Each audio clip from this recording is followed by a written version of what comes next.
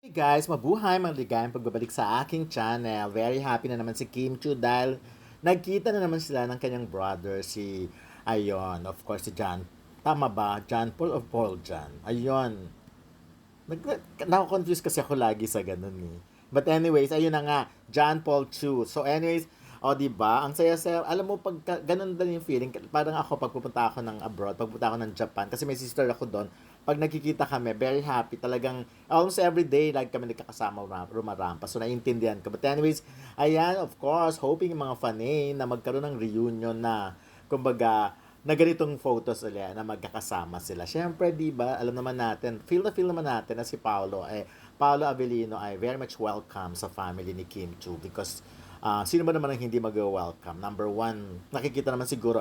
Alam nyo, nung na-i-interview ko pa dati si Cam Chu, sinasabi naman niya na nakikita niya yung happiness ni Kim Chu. So, bakit nila kailangan pakialam? Tsaka never naman sila nakialam talaga for as long as happy daw ang kapatid nila. I'm sure lahat ng kapatid ni Kim Chu ganun din. So, sa photos ni yung kanina with yung photos ni John Paul, kitang-kita yung mga mata ni Kim Chu na masayang-masaya. But anyways, ito man isang araw pa to. So, ayan na, di ba? Hakot Awards sila Paolo Avellino and Kim Chu, of course, yung pelikula ng My Love Will Make You Disappear, nanalo, of course, pati si Direk, Chad Vidanes, of course, ayan, nakita nyo naman si Kim Chu, Movie Actress of the Year, of course. Ito, bonggang-bongga, ito, People's Sexiest of the Year. So, si Paolo at si Kim Chu. Mga major award talaga ang nakuha nila. Sayang nga lang at wala sila dahil nasa ibang bansa sila. Ayun nga, nasa Canada na.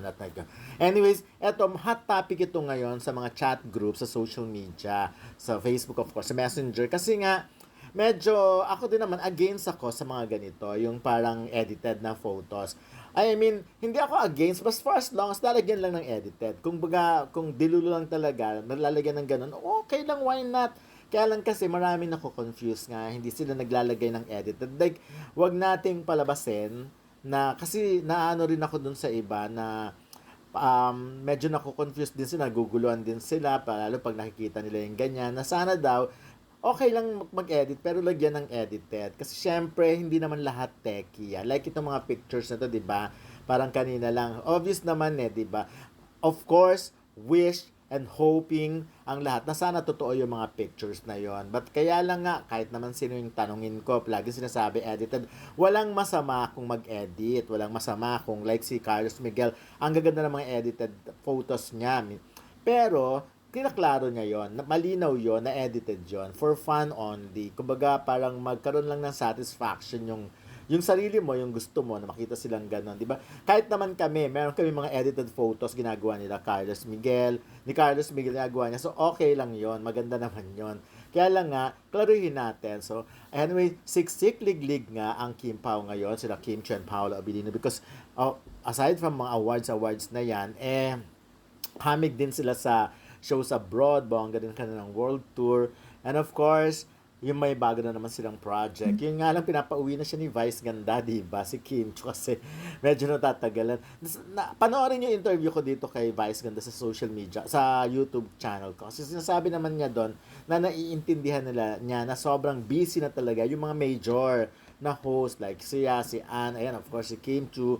Kaya sila nagde-develop din ng bago. Unfortunately, na-mention nga sila Brent Manalo. Kaya lang nga, busy rin silang lahat. So, sana nga, syempre, hindi na raw nila mabibigay yung 6 days a week. But anyways, ito yung sinasabi ko kanina, kitang-kita sa muka ng isang tao, pag masayang-masaya talaga siya, hindi mo mapepeke ang ngiti eh. Pero si Kim Chu talaga, tumatawa, ngumingiti yung mga mata niya mismo. Not only, hindi lang ang lips niya, kundi yung mga mata niya. Okay, so klaruhin natin to.